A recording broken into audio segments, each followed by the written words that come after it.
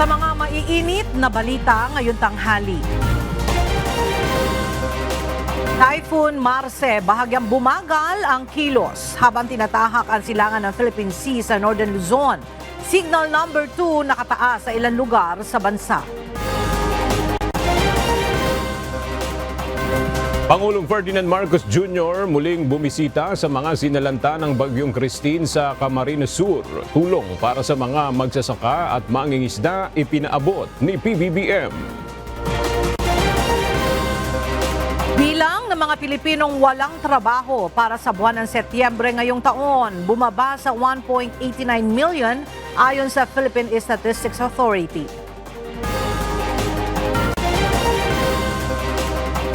Driver ng viral SUV na gumamit ng peking protocol plate, kilala na ng Land Transportation Office. Mga tindera na nawala ng pwesto matapos ang sumiklab na sunog sa Commonwealth Market sa Quezon City na nawagan ng tulong. At Republican nominee na si Donald Trump nangunguna sa US presidential race batay sa resulta ng initial partial count. Magandang tanghali mga kasangbahay. Ngayon po ay araw ng Miyerkules, November 6, 2024. Tayo po ay sabayang napapakinggan sa Radyo La Verdad 1350 ang UNTV Radio. At una sa mga balita ngayong tanghali. Bumiyahe paalis ng Pilipinas ang Chief of Staff ng tanggapan ni Vice President Sara Duterte. Sa gitna ito ng ginagawang investigasyon ng Kamara sa paggastos ng confidential funds ng Office of the Vice President. Samantala, nagbitiw na rin sa pwesto ang tagapagsalita ni VP Duterte na si Attorney Michael Poa. Ang detalye sa ulat ni Rosalie Coz. Gabi ng Lunes, November 4 nang bumiyahe paalis ng Pilipinas at patungong Estados Unidos si Attorney Zuleika Lopez, Chief of Staff ni Vice President Sara Duterte. Ito ang ulat ng Bureau of Immigration sa House Committee on Good Government and Public Accountability matapos na humiling ng lookout bulletin order laban sa 7 opisyal ng Office of the Vice President o OVP.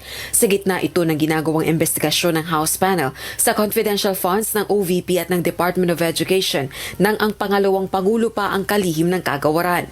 Sa ika-4 na beses, no-show pa rin ang inimbitahang resource persons mula sa OVP, kaya naman maglalabas ng panibagong subpoena ang House Panel.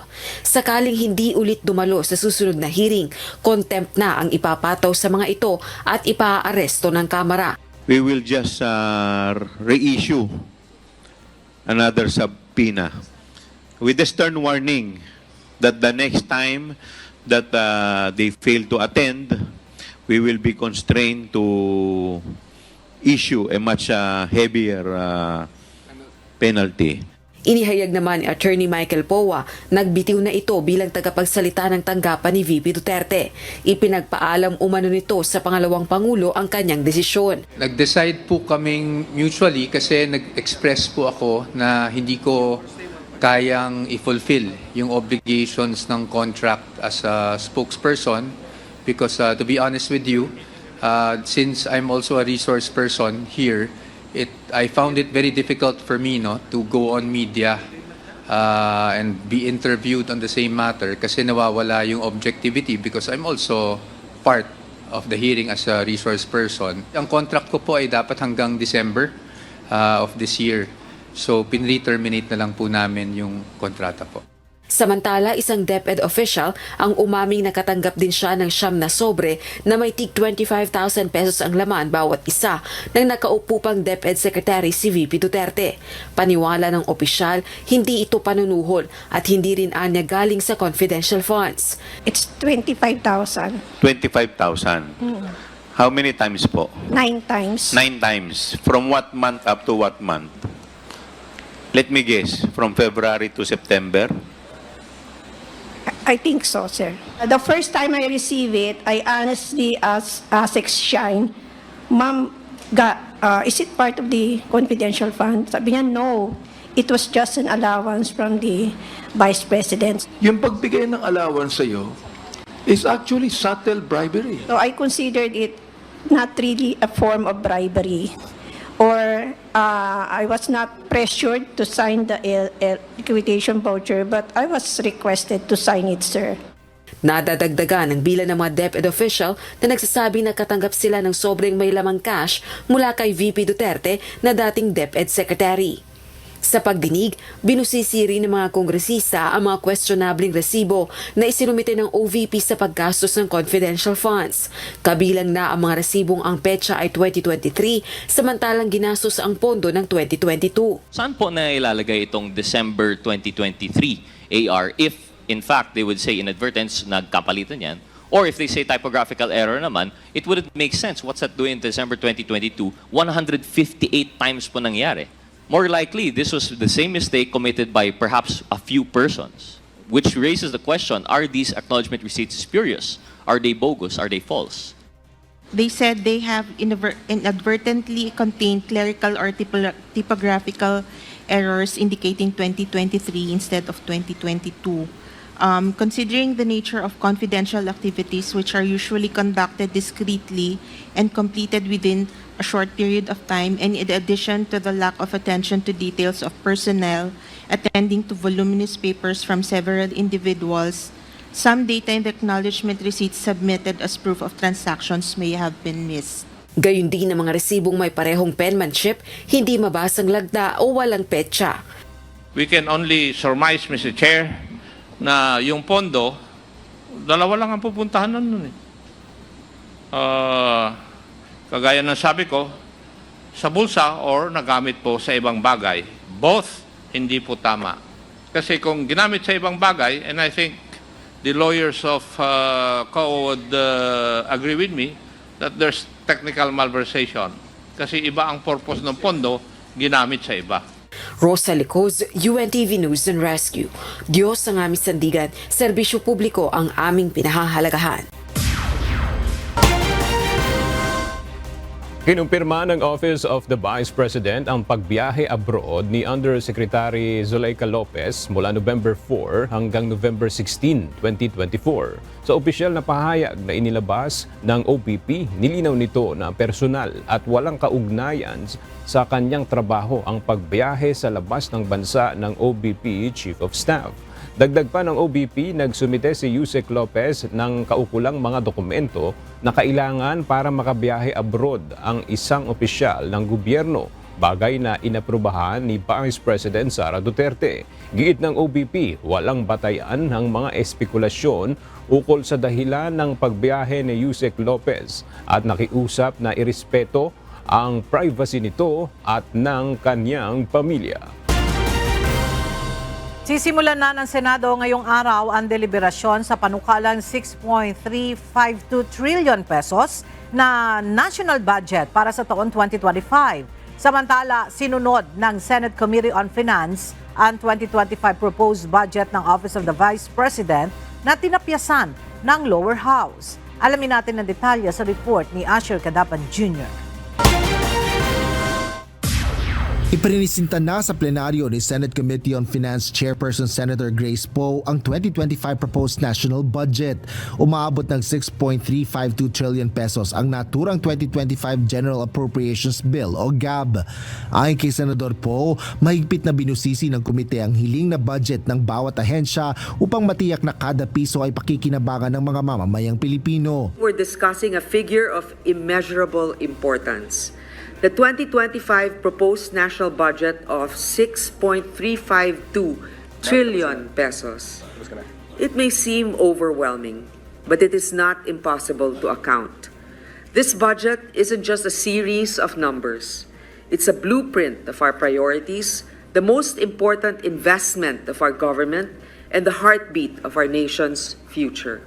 Ilan sa mga partikular na pondong kasama sa panukalang budget ay ang pondo para sa pamamahagi ng 400 pesos na buwan ng subsidiya sa 4.4 million beneficiaries ng Pantawid Pilipino Program o 4Ps.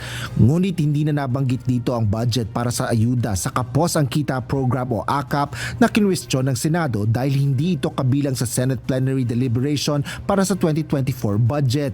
Sinunod naman ng Committee on Finance ang 7.33 million pesos na pondo na inaprubahan ng House of Representatives para sa Office of the Vice President o OVP.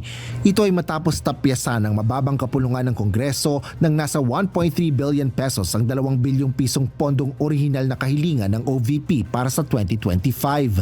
Sa isang panayam, ipinaliwanag ni Senador Poe na ilang beses nilang sinubukang makipag-ugnayan sa OVP upang pakiusapan sa kanila na magsumite ng mga dokumentong magpapalinaw sa mga issue sa kanilang budget. Ngunit wala anyang sagot ang tanggapan ng ikalawang Pangulo dahilan upang panatilihin nito ang halaga na nakatala sa GAB habang nakabinbin ang usapin kaugnay nito. Ngayong araw, magsisimula na ang deliberasyon sa proposed 2025 national budget na inasahang maaprubahan bago magtapos ang taon. Asher Cadapan Jr., UNTV News and Rescue.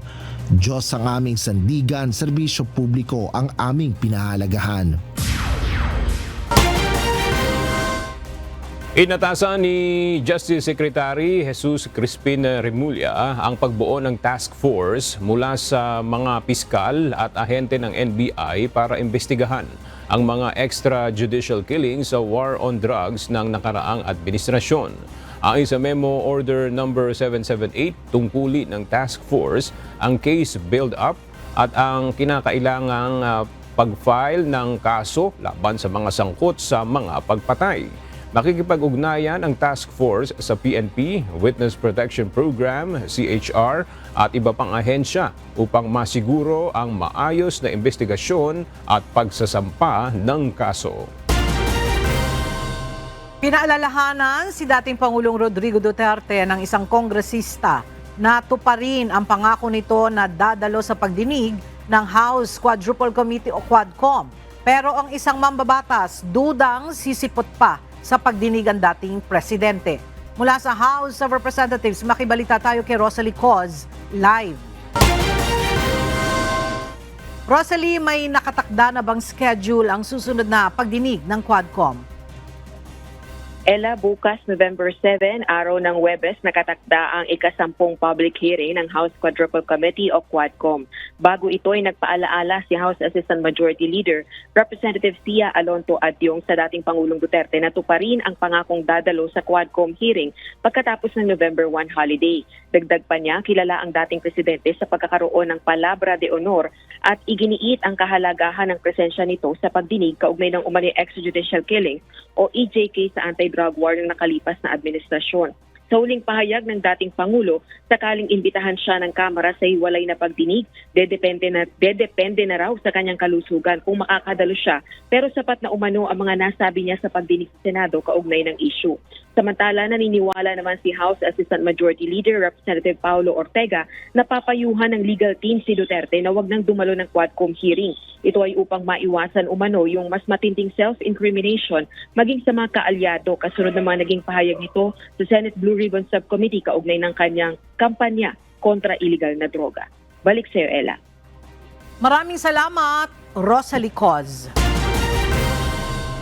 Inihayag ng Commission on Elections o COMELEC na nakakita sila ng aabot sa 1 milyong botante na may doble o higit pang registration records. Babala ng komisyon, mabigat ang kaso sa ganitong paglabag, lalo kung sinadya. Narito ang report ni Dante Amento. Aabot sa 1 milyong botante ang may doble o mahigit pang rehistro o registration record sa Commission on Elections o COMELEC. Ayon kay Chairman George Erwin Garcia, kalahating milyon dito ay sa buwan ng Hulyo hanggang Setyembre. Nadiskubre ito sa pamamagitan ng Automated Fingerprints Identification System o AFIS. Meron tayong from February 12 to April, which is more or less 300,000. Tapos April 16 to July 14, mga more or less para mga kulang-kulang 200,000. So, ibig sabihin yun ang mga kinakailangan tanggalin lahat sapagkat sila ay double or multiple registrants. Bago ang 2025 national, local at Bangsamoro parliamentary elections, dapat ay malinis na ang listahan ng mga botante. Samantala, kung mapatutunayan ng COMELEC na talagang sinadya o may masamang intensyon ang botante sa ulit-ulit na pagpaparehistro, maaari niya itong makasuhan. partikular na bilang paglabag sa Omnibus Election Code. Mabigat ang parusa rito kasama na ang pagkakakulong at hindi na rin papayagang makaboto o makahawak ng posisyon sa gobyerno. Kapag ka ikaw ay napatunayan na 2 beses nagparehistro, ikaw ay pwedeng kasuhan ng election offense, 1 to 6 years imprisonment. Ginawa na po natin yan noong 2022 elections. Madami pong kinasuhan ang aming law department. Dante Amento, UNTV, News and Rescue. Diyos ang aming sandigan, serbisyo publiko ang aming pinahahalagahan. Isang panukalang batas ang inihain ni Senator Amy Marcos sa Senado para iurong ang barangay at sangguniang kabataan elections sa May 2029 sa halip na sa susunod na taon. Layo ng panukala na mapahaba ang termino ng mga kasalukuyang opisyal ng barangay sa 6 na taon sa halip na 3 taon para mas mabigyan pa ang mga ito ng pangunawa sa mga isyong pambansa at lokal. Dagdag pa ng Senadora, makatutulong din ang postponement para makaiwas sa sabay-sabay na halalan at mabigyan pa ng oras ang COMELEC na makapaghanda para sa mas maayos na eleksyon.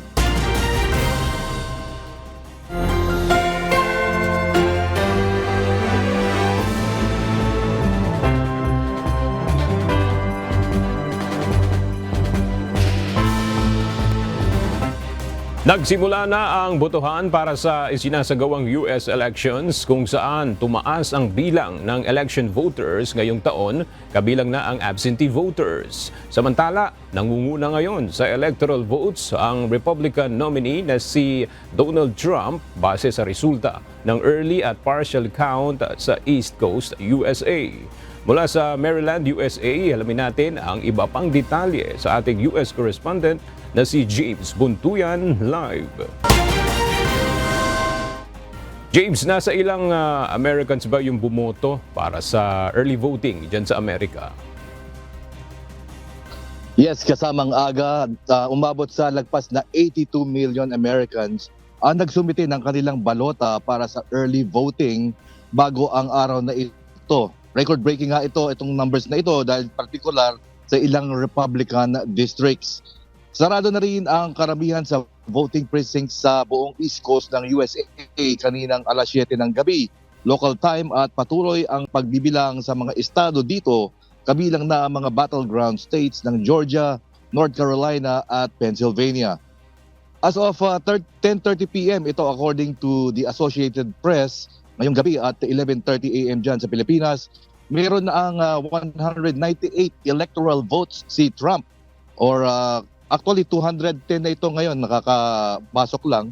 At kumpara sa 112 na electoral votes naman ni Kamala Harris. Medyo makikita nyo ang agwat na ito, alas 100 electoral votes ang diferensya. Nakuha ni Trump ang mga estado ng Indiana, West Virginia at Kentucky, Tennessee, South Carolina, Oklahoma, Mississippi at Alabama. Habang nanalo naman si Harris sa estado ng Vermont, Massachusetts, Rhode Island, Connecticut at Maryland. Samantala sa partial results naman, nangunguna si Trump sa battleground state ng Georgia.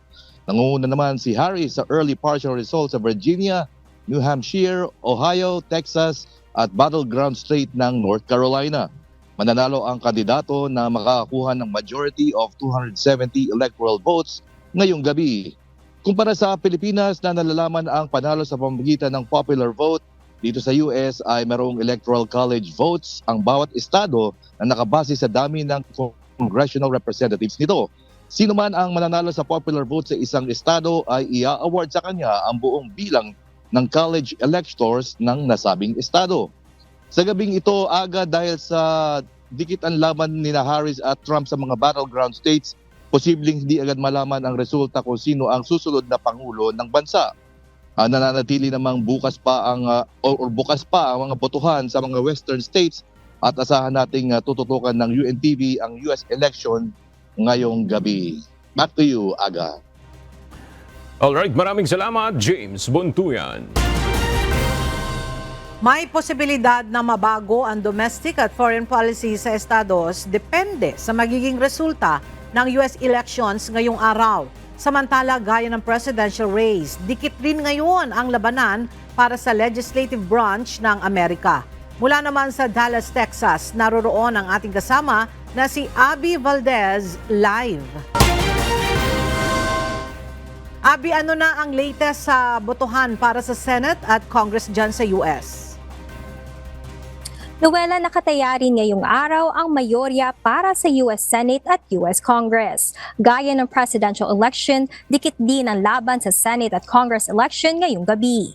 Matatandaang lamang-lamang na 3 Senate seat ang Democrats habang razor-thin majority din ang mayroon ng Republicans sa House of Representatives. As of 9:30 p.m. Eastern Time o 10:30 a.m. sa Pilipinas, mayroon ng 43 Senate seat na napanalunan ang Republicans habang 34 naman ang Democrats. Sino man na magkaroon ng 50 Senate seats ang magiging majority sa susunod na legislative season. Sa US Congress naman, kailangan ng 218 majority ng isang partido. Sa kasalukuyan ay mayroon ng 22 Democratic seats na napanalunan habang 40 seats na ang nakuha ng Republicans sa mga estado sa East Coast USA. Sakaling mahati ang US Congress kung saan Republican o Democrats ang manguna sa isa sa 2 legislative levels, maaaring makaapekto ito sa policy priority ng mananalong Pangulo sa susunod na 4 na taon. Ilan sa posibleng maapektuhan sa mga isyu ng botate sa resulta ng Senate at Congress majority ay ang women's reproductive rights, voting rights, immigration, economy, mga digmaan sa Ukraine at Gaza, maging ang security situation sa South China Sea. Kalimitang nakikita ang resulta kung sino ang magiging majority sa Legislative Department ng US ilang oras lamang matapos ang halalan. Ngunit dahil sa mainit na campaign period kung saan nakita natin ang dikit na laban mula presidential hanggang Congress campaign, posibleng hindi natin makita ang magiging final results ngayong gabi sa presidential, Senate at congressional levels. Balik sa iyo, Noela. Maraming salamat, Abby Valdez. Nakatanggap ng peking bomb threat ang ilang polling precincts sa battleground states ng Georgia at Pennsylvania ngayong araw dahilan upang madelay ang pagboto ng ilang botante. Mula naman sa Los Angeles, USA, makibalita tayo sa ating correspondent na si Klein Sinka live. Klein, ano yung detalye nitong sinasabing bomb threat na nakapagpaantala sa botohan sa ilang lugar dyan sa Amerika? Na-delay ang ilang botohan sa raffle sa battleground state ng Georgia ngayong araw dahil sa ilang non-credible bomb threat na ayon kay State Secretary Brad Raffensperger ay mula sa Russia. Inanunsyo na ng Georgia officials na mag-i-extend ng ilang polling places sa Fulton County dahil sa insidente. 32 bomb threats ang natanggap ng Fulton County Police ngayong araw mula sa 5 polling places. Ayon sa Federal Bureau of Investigation o FBI, naikipag-ugnayan na ito sa local authority sa estado upang mapanatili ang kaligtasan ng mga botante at matiyak na maayos na halalan sa Georgia.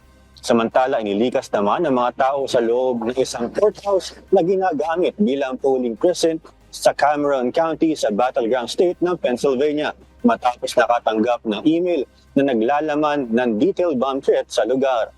Dito rin natanggap na email mula naman sa Convention Center sa Blair County sa estado. Ayon naman sa mga otoridad, walang katotohanan sa mga natanggap na bomb scare at walang nasaktan sa mga nasabing lugar. Nanatiling nasa heightened alert ang mga estado dahil sa mainit na labanan ng 2 partido at naka-alerto rin ang federal government sa posibleng foreign interference sa eleksyon mula sa mga kalaban ng Estados Unidos. Balik sa iyo, Ag. Maraming salamat, Klein Sinka. Muling nabawasan ang bilang ng mga Pilipinong walang trabaho base sa pinakabagong ulat ng Philippine Statistics Authority. Batay sa datos ng PSA, bumaba sa 1.89 million ang mga Pilipinong walang trabaho Setyembre ngayong taon. Mas mababa ito kumpara sa naitalang 2.07 million na unemployment sa bansa noong August 2024. Ayon sa PSA, katumbas ito ng 3.7% na unemployment rate noong Setyembre 2024 na mas mababa sa 4% na naiulat noong Agosto. Inatasan ni Pangulong Ferdinand Marcos Jr. ang Department of Agriculture at Budget Department na palawigi ng 29 peso Rice for All program at dagdagan pa ang kadiwa ng Pangulo Centers mula sa 21 sa 300 sa kalagitnaan ng taong 2025. Sa pulong na ipinatawag sa Malacanang, nais ni PBBM na maabot ang maraming komunidad ng murang bigas. Nanawagan rin si Pangulong Marcos Jr. sa mga lokal na pamahalaan na bumili ng palay na direkta sa mga magsasaka upang matiyak na matatanggap ng mga local farmers ang patas na presyo. Inatasan rin ng Pangulo ang Finance Department at NEDA na tugunan ang pagtaas ng input costs at epekto ng klima sa presyo ng mga pagkain. Inaprubahan ng National Economic and Development Authority o NEDA Board na pinangungunahan ni Pangulong Ferdinand Marcos Jr. ang ilang pagbabago sa dalawang malaking anti-flood projects ng pamahalaan. Sa naganap na NEDA Board meeting, inaprubahan ang 65-month extension sa construction period ng Cavite Industrial Area Flood Management Project. Kasama rin sa inaprubahan ang ilang pagbabago sa proyekto, kabilang na ang pagpapalaki ng diversion channels at dagdag na drainage channels at iba pa. Layon nito na mabawasan ang mga pagbaha sa malalapit na komunidad sa San Juan River Basin at Maalimango Creek Drainage Area sa Cavite. 63-month extension naman ang ibinigay para sa Pasig Marikina River Channel Improvement Project. Ayon kay Pangulong Marcos, ang interes niya ay ang disenyo nito at dapat ikonsidera na ang nangyari sa dalawang magkasunod na bagyo at matiyak na hindi mag-spill over ang Marikina River. Tiniyak naman ng Department of Public Works and Highways na ang disenyo ng proyekto ay makakatulong para mapigilan ang pag-apaw ng ilog. Muling bumiyahe patungo ng Camarines Sur ngayong araw si Pangulong Ferdinand Marcos Jr. para personal na magpaabot ng tulong sa mga magsasaka at mangingisda doon na naapektuhan ng kabuhayan dahil sa pananalasa ng Bagyong Christine. Ito na ang ikalawang beses na bumisita ang Pangulo sa Bicol para maghatid ng tulong sa mga nasalanta ng bagyo. Mula sa Pili, Camarines Sur, ang detalye ahatid ni Ryan Salatandol live. Ryan, anong tulong ang ipinaabot ng Pangulo sa mga kababayan nating magsasaka at mangingisda dyan sa Camarines Sur?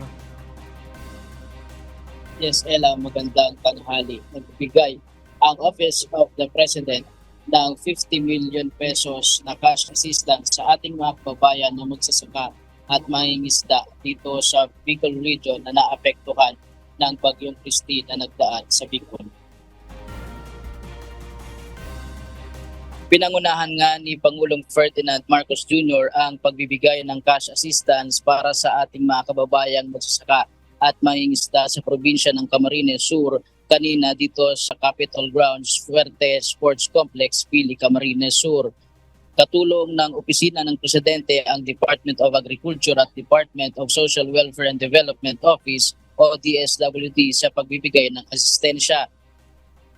Mabibigyan ng tig 10,000 piso ang nasa 5,000 magsasaka mula sa 15 munisipalidad ng buong Camarines Sur, kabilang ang mga bayan ng Minalapak, Nabua, Pula, San Fernando, Bumbon, Calabanga, Magarao, Hilaor, Kamaligan, Canaman, Gayensa, Ocampo at Pamplona. Ang mga nabigyan ng tulong ay base sa assessment na ginawa ng Department of Agriculture at Department of Social Welfare and Development.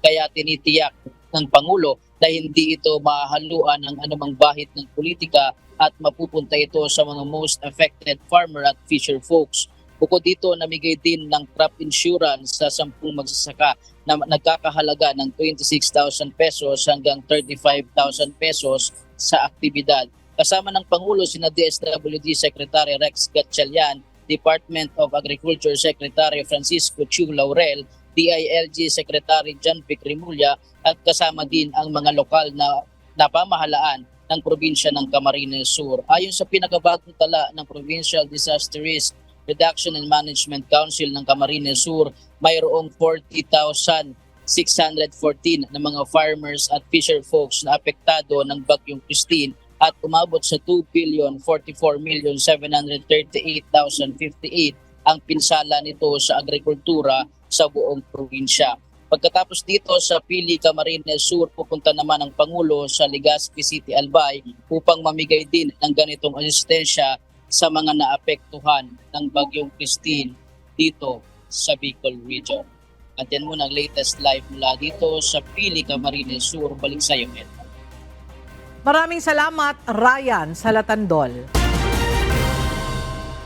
Tumaas ng doble ang presyo ng karamihan sa mga gulay na ibinibenta sa Baguio Public Market matapos ang dalawang magkakasunod na bagyo na naminsala rin sa Northern Luzon. Mula sa Baguio City, makibalita tayo kay Grace Doctolero live. Grace, kumusta yung bentahan ng gulay dyan sa Baguio Public Market? Yes, Aga, magandang tanghali. Bumaba nga ang benta ng mga traders sa Baguio City Public Market dahil nga itong pagtaas ng presyo ng gulay bunsod ng mga nagdaang mga bagyo. Ayon kay Sane Benedicto, ang Pangulo ng Hanger Market Vegetable Association sa Baguio City, higit sa doble ang presyo ng gulay kada kilo dahil kakaunti raw ang dumating na supply ng gulay mula Benguet at Mountain Province. Kabilang sa mga highland vegetables na tumaas ang presyo bago dumating ang mga magkakasunod na bagyo, ang celery na dating 50 to 60 pesos ngayon nasa 100 to 120 pesos na. Ang green pepper na dating 60 to 80 pesos kada kilo ngayon nasa 180 to 200 pesos. Ang patatas na 35 to 40 kada kilo ngayon nasa 60 to 80 pesos. Ang carrots na 50 to 70 pesos noon, ngayon nasa 100 to 120 pesos. Ang cabbage na 20 to 30 noon, ngayon nasa 35 to 40 pesos. Nananatili namang nasa 200 pesos ang broccoli. Ang sayote na 12 to 15 pesos, ngayon nasa 25 to 30 pesos. Ang talong na 30 to 40 pesos, ngayon nasa 70 to 80 pesos. Ang Baguio beans naman na 40 to 50 pesos noon, ngayon nabibili mo na ng 70 to 100 pesos per kilo. Maging ang pangsalad na gulay gaya ng green ice, romaine, iceberg, noon 80 to 100 pesos, ngayon mabibili mo na sa 200 to 250 pesos. Ayon sa mga traders, kung dati raw nakakabenta sila ng isang buyer ng 100 o 1,000 kilos, ngayon halos kalahati ng benta nila ang ibinawas dahil sa sobrang taas ng presyo. Ang mga pang-chapsuy na gulay, kung 100 ang isang plastic, mayroon ka ng pang-chapsuy, ngayon mabibili na ng 120 pesos per pack. Ayon pa kay Sani Benedicto, inaasang mas tataas pa ang presyo ng gulay dahil sa bagyong Marcy na makakaapekto sa mga tanim na gulay ng mga magsasaka, maging ang kalsada na dadaanan ng mga magsasaka papunta sa La Trinidad Trading Post at Benguet Agricultural Trading Center. Aga, dismayado nga ang karamihan sa mga turista na pumupunta dito sa Baguio City dahil nga ang inaasahan nila ay makakabili din sila ng mga highland vegetables ng bulto, pero dahil nga sa sobrang taas ng presyo ng gulay ngayon dito sa Baguio City ay hindi na sila makakabili ng maramihan o ng bulto. Yan muna ang balita. Balik sa iyo, Aga. Maraming salamat, Grace Doctolero. Sunod-sunod na suspensyon ng klase ang naranasan ng ilang lugar sa bansa dahil sa Bagyong Christine at Bagyong Leon. Bukod pa riyan ang lagpas na sa 3 bilyong pisong halaga ng pinsalang dulot ng mga nagdaang bagyo sa mga paaralan sa bansa. Kaya ngayon nakatutok ang kagawaran ng edukasyon upang masolusyonan ang mga problemang ito. Narito ang report ni Jed Naresina. Bukod sa pinsalang iniwan ng Bagyong Christine at Bagyong Leon sa mga paaralan sa bansa, maraming araw din ang nawala sa pasok ng mga estudyante. May ilan na hindi pa lubos na nakababalik dahil lubhang naapektuhan ang kanilang mga paaralan. Kaya kaugnay nito pinag-aaralan ng Department of Education ang posibleng pagsasagawa ng Saturday o evening classes para mabawi ang mga araw na walang pasok ang mga estudyante. Sinasabi namin na maghanda na yung iba, Saturday classes na. At saka yung iba baka kailangan evening dahil depende sa availability ng teachers, depende rin sa availability ng facilities. Pero importante ma-make up nila yung mga klase. Pinaghahanda na ng DepEd ang mga paaralan para sa make-up classes na batay rin sa kakayahan ng mga guro at pasilidad ng bawat paaralan. Bukod dito, plano ding simula ng DepEd ang Dynamic Learning Program o DLP na susuporta naman sa pagpapatuloy ng pag-aaral sa mga eskwelahang naapektuhan ng mga nagdaang bagyo. Ang emphasis nila is on parang handwriting. Sinusulat may portfolio yung bawat learner. At rather than yung focus dun sa lecture ng mga teachers, ito, parang may oras yung bata para matutunan niya, para ma-absorb niya yung tinuturo sa kanya. Magsisimula ang pilot implementation ng DLP ngayong Nobyembre sa mga apektadong paaralan sa Region 1, Region 2, Region 3, Region 4A, Region 5 at Cordillera Administrative Region.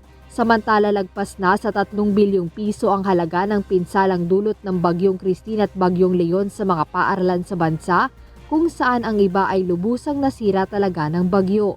Tiniyak naman ni Secretary Angara na prioridad ng DepEd ang agarang rehabilitasyon ng mga eskwelahan na napinsala ng mga nagdaang bagyo.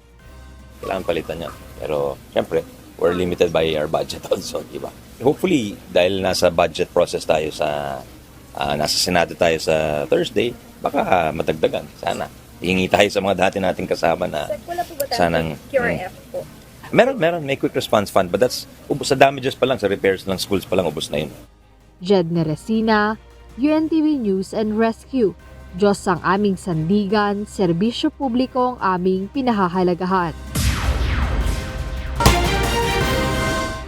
Bahagya pang lumakas ang bagyong Marce habang mabagal na lumalapit sa Northern Luzon. Sa ngayon ay nakataas na ang Tropical Cyclone Wind Signal number 3 sa Santa Ana, Cagayan. Para sa iba pang detalye, narito ang weather update mula sa Pag-asa. So magandang umaga po sa kanilang lahat. Tayo po ay nagpapalabas ng 3-hourly update patungkol sa bagyong si Marce. So ito po yung nilalaman ng ating 11 a.m. Tropical Cyclone Bulletin ngayong araw. So patuloy na kumikilos ang bagyong si Marce papalapit dito sa may bandang Northern Luzon area. At kanina alas 10 ng umaga, ang sentro ng bagyo nito ay tinatayang nasa layong 305 kilometers ang layo silangan ng Tuguegarao City, Cagayan. Taglay ni Marce ang lakas ng hangin, umabot hanggang 150 kilometers per hour, malapit sa gitna nito. Yung pagbugso naman ay abot hanggang 185 kilometers per hour at kumikilos sa direksyong west-northwest sa bilis na 10 kilometers per hour during the last 6 hours. Ngayon mapapansin natin, malayo pa yung sentro pero may mga kaulapan ng tumatama dito sa ilang bahagi ng Northern Luzon. Sa may bandang Batanes, Babuyan, and mainland Cagayan at ilang bahagi pa dito. So, posibleng may mga pag-ulan ng nararanasan dyan at sa mga susunod na araw, habang lumalapit ang bagyo, ay asahan natin na mas maraming paulan pa ang posibleng maranasan ng mga kababayan natin sa may bandang Northern Luzon area. So, sa ngayon, ano yung nasa nating pagkilo sa bagyong si Marce? Tingnan po natin yung latest forecast track, no? Ito po yung lokasyon niya kaninang alas 8, tinatay ang lokasyon ng bagyong Marce kanina alas 8 ng umaga. At mapapansin natin, bukas ng alas 8 ng umaga, ay halos napakalapit na niya dito sa northeastern part ng Cagayan area. Ngayon, kung titingnan natin yung center track, bukas ng gabi, nandito siya sa Luzon Strait, sa mga karagatan sa pagitan nga ng mainland Northern Luzon at saka itong Babuyan Group. At sa darating naman na Biyernes ng umaga, ay makikita natin na andito na siya malapit sa ating area of responsibility, northwestern boundary. At posibleng nga sa darating na Biyernes ng hapon ay tuloy na itong lumabas ng ating area of responsibility. All throughout the course, makikita natin ang intensity nito ay nasa typhoon category. Kaya nga po, meron tayong mga nakataas na warning signal. Babanggitin natin mamaya, no? So generally, yung forecast track natin, yung tinataya pong sentro, inaasahan natin na it's either may tamaan sa extreme northern Luzon area or tumawid nga sa karagatan close to these areas. Itong tinatayang sentro ng bagyo si Marce. Pero, tandaan natin, yung area of probability, nagpapakita ng posibleng pagkilos ng bagyo, ng pinakasentro, no? We're not ruling out the possibility na either more towards the Batanes area or more towards the Cagayan area ang posibleng pagkilos ng bagyo over the forecast period, throughout the forecast period, no? At least or over the next 2 days. Kaya dapat, handa po yung mga kababayan natin, simula sa Batanes, di sa may Babuyan, at maging sa lalawigan ng Cagayan for a possible landfall. And generally speaking, hindi lamang po yung nabanggit natin, kundi itong mga lugar na may warning signal, dapat handa sa pagdating ng bagyong si Marce. Warning signal number 3 po, sa ngayon nakataas dito sa may bandang northeastern portion ng mainland Cagayan. Samantala, meron tayong warning signal number 2 naman dito sa naka-highlight ng yellow sa Batanes, Babuyan Island, sa northern portion ng mainland Cagayan at sa northern portion ng Apayao. Meron naman tayong warning signal number 1 sa areas na naka-highlight ng light blue sa lalawigan ng Ilocos Norte at Ilocos Sur, sa natitirang bahagi ng Apayao, sa Abra, sa Kalinga, sa Mountain Province, sa Ifugao, sa northern portion ng Benguet, sa natitirang bahagi ng mainland Cagayan.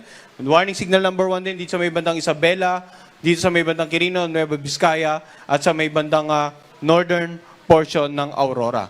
So, unang-una, yung mga lugar na may warning signals number 3 and 2, makakaranas ng masungit na panahon. Pag sinabi nating masungit na panahon, mga malalakas na pag-ulan na pwedeng magpaba sa mga low-lying areas, pwedeng magpataas ang mga level ng tubig sa ilog, na maging sanhi naman ang pagbasa sa mga komunidad na nasa gilid ng ilog, at pag-uho ng lupa sa mga lugar na malapit sa paanan ng bundok.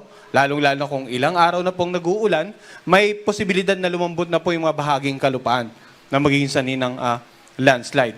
Ngayon, in terms of lakas muna ng hangin, no? Ano ang magiging epekto ng bagyong si Marce? Ngayong araw, posibleng may mga malakas na hangin, strong to gale force na paminsan-minsang pagbugso sa nakararaming bahagi ng Cagayan Valley at ng Cordillera Administrative Region, ganoon din sa lalawigan ng Ilocos Norte, Ilocos Sur at sa Pangasinan.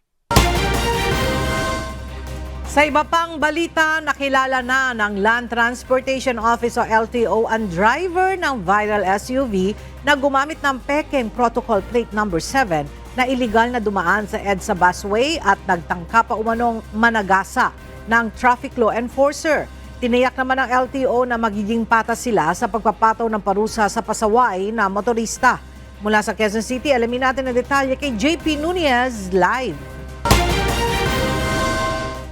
JP, sino yung driver na yan ng SUV na gumamit ng peking protocol plate number 7 at ano ang parusang ipapataw sa kanya?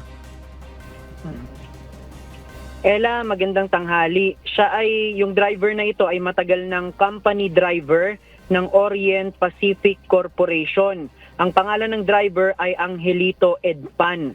Ngayong umaga nga, humarap na sa Land Transportation Office o LTO itong hinahanap na driver ng puting Cadillac Escalade na gumamit ng peking protocol plate number 7 at illegal na dumaan sa EDSA busway.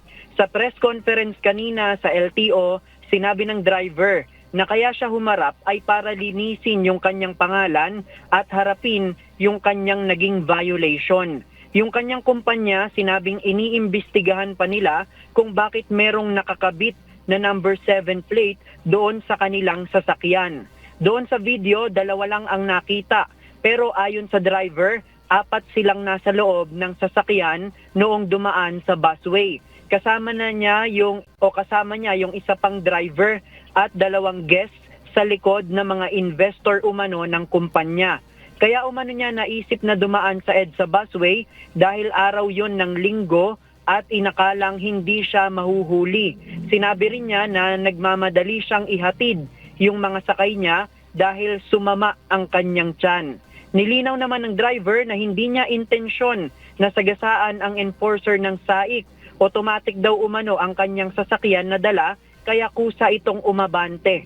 Sa lumabas na video, maririnig ang SAIC enforcer na tinatanong kung bakit inaabante ng driver ang sasakyan, gayong pinapara ito para nga hulihin. Kanina, tinikitan na ang driver sa LTO dahil sa naging mga paglabag at umabot sa 9,000 pesos ang kabuuang multa na ipinataw sa kanya. Kasama doon sa violation, yung illegal na pagdaan sa busway o yung disregarding traffic sign. Yung reckless driving dahil umatras ito para tumakas. Yung paggamit ng peking plaka at yung hindi paglalagay ng opisyal na plaka mula sa LTO. Ayon sa LTO, magiging patas sila sa ginagawang investigasyon. Sa ngayon, maglalabas pa ang LTO ng show cause order sa registered owner ng SUV. Yan muna ating latest live. Balik sa'yo, Ella. Maraming salamat, JP Nunez.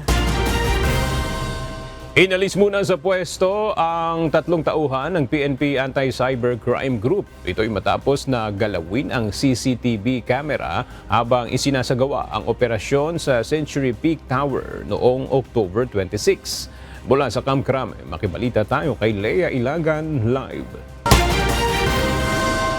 Lea, ano yung gagawin ng pamunuan ng PNP dito sa 3 pulis na sinasabing nakialam doon sa CCTV camera ng Century Peak Tower? Magandang tanghali sa iyo, Aga. Isasalang sa investigasyon ng pamunuan ng PNP Anti-Cybercrime Group ang 3 tauhan nito na sinasabing gumalaw ng CCTV camera habang isinasagawa ang operasyon dyan sa Century Peak Tower sa Adriatico, Manila noong October 26. Kaya naman, pansamantala munang inalis sa mga ito sa pwesto hanggang hindi pa natatapos ang inquiry. Sa inilabas na pahayag ng PNP ACG, dapat na may paliwanag ng mga pulis kung bakit ibinaling ng mga itong CCTV camera dahilan upang hindi makuha ang ilang anggulo sa ginagawa nilang raid. Nauna nang ikinatwiran aga ng 3 pulis na mainit sa loob ng gusali kaya't naghubad sila ng damit. Ipinaling aniyan nila ang kamera upang hindi sila mahagip ng kamera at hindi makitang nakahubad sila. Dagdag pa ng mga ito, inakyat din nila ang ika-23 palapag ng gusali gamit ang hagdan kaya't pawis na pawis sila dahilan para maghubad sila ng damit. Sa kabila ng katwiran ng mga pulis aga, ipinag-utos pa rin ng pamunuan ng ACG na alisin sila sa pwesto para bigyang daan ang isinasagawang investigasyon. Sinabi ni ACG Director, Police Major General Ronnie Francis Cariaga na bagamat concerned sila sa kondisyon ng kanilang mga tauhan, dapat pa rin daw masigurong walang ginawang paglabag sa batas ng mga ito. Sa ngayon naman aga, nagpapatuloy pa rin ang ginagawang pagsusuri ng mga otoridad sa mga computer at iba pang gadget na nakumpiska sa naturang gusali na hinihinalang ginagamit sa love at cryptocurrency scam. Aga? Maraming salamat, Lea Ilagan. Inihayag ng Presidential Anti-Organized Crime Commission o PAOC na kabilang sa kanilang mga naaresto sa ni-raid na BPO company sa Bagak, Bataan kamakailan ang Indonesian national na matagal nang wanted sa kanilang bansa. At para sa detalye, makibalita tayo kay Ryan Lacanlale live. Ryan, ano ang kasong kinasasangkutan nitong Indonesian national na nahuli sa ni-raid na BPO sa Bataan? Magandang tanghali, Ella. Kasong fraud o panloloko at money laundering ang kasong kinakaharap na nitong dayuhan na ito sa Indonesia. Kabilang sa 42 dayuhang nahuli ng Presidential Anti-Organized Crime Commission, kasama ang iba pang mga operatiba sa ni-raid na BPO sa Bagak, Bataan noong October 31 ay isang high-value target sa kasong money laundering at fraud. Kinilala ang dayuhang pugante na si Handoyo Salmana. Sinasabing nakapanloko ito ng aabot sa 3.3 billion pesos na katumbas ng pera sa Pilipinas. Nakipag-ugnayan na sa PAOK ang Embahada ng Indonesia para sa naturang pugante. Ayon sa PAOK, sa ngayon ay nasa kustodiya na panila sa Pasay City ang nasabing suspect. Bukod sa Indonesia, lumapit din sa PAOK ang iba't ibang mga bansa maging ang Interpol dahil sa issue na kung saan ay naaalarma na sila sa mga biktima ng online scamming. Sari-saring mga dayuhan ang nahuli sa ni-raid na BPO sa Bataan. Mayroong Malaysian, Indonesian, Chinese, Vietnamese, Brazilian, Thai, Pakistani at Bangladeshi. Sa ngayon ay mahigit 700 dayuhan na illegal na nagtatrabaho sa bansa ang hawak na ng PAOK. 200 dito ay nakatakdang i-deport sa mga susunod na linggo at karamihan sa kanila ay pawang mga Chinese. At yan muna ang latest mula dito sa Maynila. Balik sa iyo, Ella. Maraming salamat, Ryan Lacanlale. Nilamon ng apoy ang ibabang bahagi ng Commonwealth Market sa Quezon City kahapon ng madaling araw. Tinatayang umabot sa 12 milyong piso ang halaga ng pinsalang idinulot ng sunog sa palengke. Kaya't nananawagan ngayon ng tulong ang mga tindera sa napinsala nilang kabuhayan. Mula sa Commonwealth Market sa Quezon City, makibalita tayo kay Mia Alonzo live. Mia, ano ba yung panawagan ng mga nasunugang tindera dyan sa Commonwealth Market? Aga, tulong pinansyal ang pangunahing panawagan ng mga tendera at business owner dito sa Commonwealth Market upang muling makabangon dahil sa laki ng pinsala ng sunog sa kanilang hanap buhay. Pasado 2:00 ng madaling araw noong mangyari ang mabilis na paglaki ng apoy sa Commonwealth Market. Sa tala ng Bureau of Fire Protection, umabot na sa 12 million pesos ang halaga ng napinsalang ari-arian. Wala ring naisalbang gamit ang mga tenants ng Commonwealth Market. Kaya't nanawagan ang mga ito sa kinauukulan ng agarang aksyon sa insidente. Yun nga sana kahit papano mabigyan kami ng pansamantalang na mapapwestuhan para kahit papano makaahon kami. Hindi kami, kasi kapag ganito na para maghihintay pa kami ng mas matagal, para lalo kami mapapahon sa lalo kami mahihirapan. Sana po matulungan kami sa financial, wala na po kami. Hindi ko pa alam kung paano. Talaga diyan namin kinukuha ang pang-araw-araw namin. Kasi balo na po ako eh. Tinatayang nasa mahigit 100 tindahan ang naapektuhan ng sunog. Wala namang naitalang nasawi o nasugatang tenants ng publikong pamilihan sa nangyaring sunog. Sinasabing nagmula ang apoy sa basement ng grocery area ng pamilihan. Sa kasalukuyan, patuloy pa rin nagsasagawa ng investigasyon ang Bureau of Fire Protection sa kung ano ang pinag-ugutan ng sunog. Aga, panawagan din ng mga otoridad na hindi pa muna pwede na bumalik ang mga tenant dito sa kanilang mga tindahan dahil under investigation pa rin ng lugar at nais ng otoridad na masiguro muna na ligtas ang lugar bago nila pahuntulutan ito. Ito muna ang update mula dito, Aga. Maraming salamat, Mia Alonzo.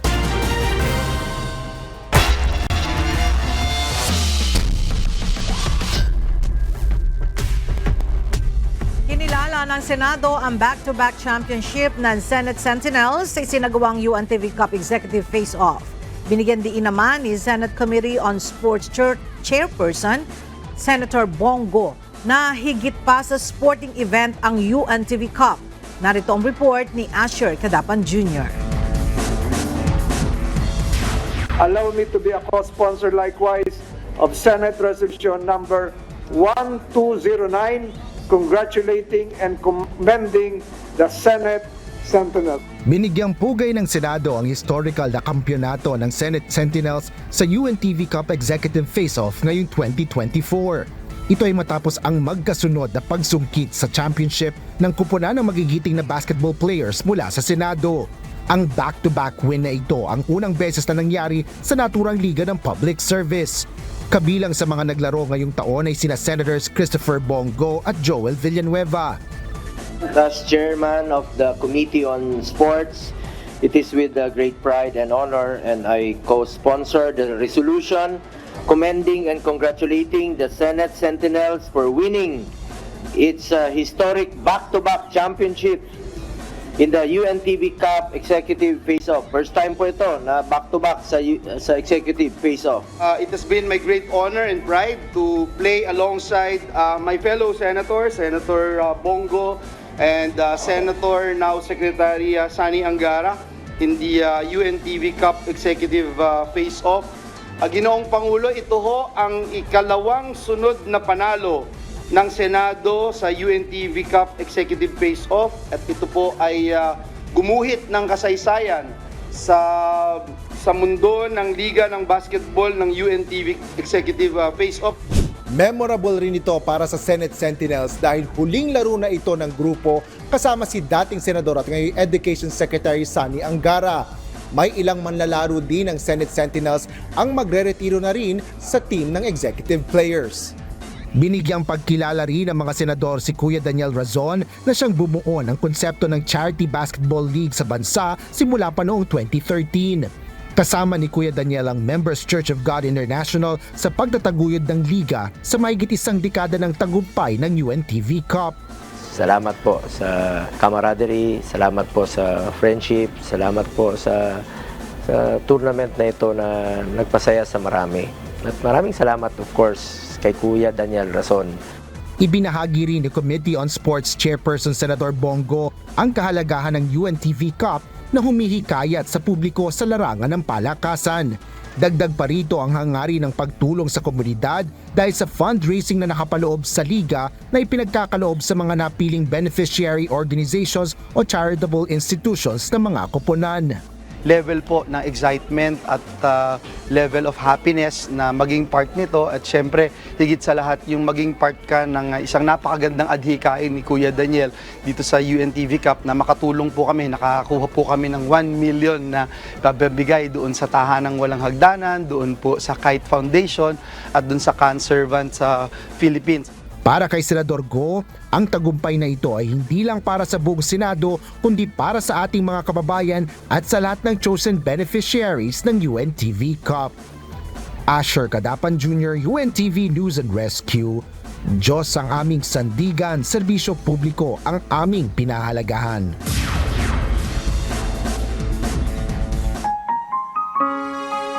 At sa ating pong iiwang mga salita ng Diyos na ating sandigan mula sa Aklat ng Kawikaan, Kapitulo 4, versikulo 19, na nagsasabi, "Ang lakad ng masama ay parang kadiliman, hindi nila nalalaman kung ano ang kanilang kinatitisuran." At yan ang mga balitang aming tinutukan at inaksyonan dahil sa aming pagbabalita, una ang pagkalinga sa kapwa. UNTV C News, may balita saan mang panig ng daigdig. At dito sa UNTV, Diyos ang aming sandigan, serbisyo publiko ang aming pinahahalagahan. Magandang tanghali.